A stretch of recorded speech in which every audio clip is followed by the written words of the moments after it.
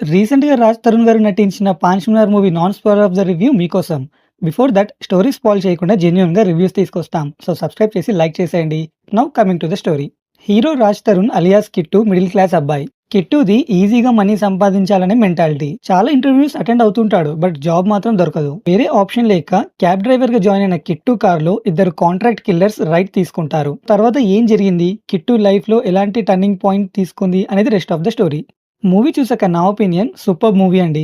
Movie start అయిన 15 minutes వరకు ఏదో రెగ్యులర్ స్టోరీలా అనిపించింది. బట్ వన్స్ మూవీలో కాన్‌ఫ్లిక్ట్ అన్‌కవర్ అయ్యాక లాస్ట్ ఫ్రేమ్ వరకు ఎక్సైటింగ్‌గా వెళ్తుంది. కిట్టు తీసుకున్న ఇన్‌స్టంట్ డిసిషన్స్ వలన ఆయన లైఫ్‌లో జరుగుతున్న డ్రామాని ప్రాపర్‌గా చూపించారు డైరెక్టర్ గారు.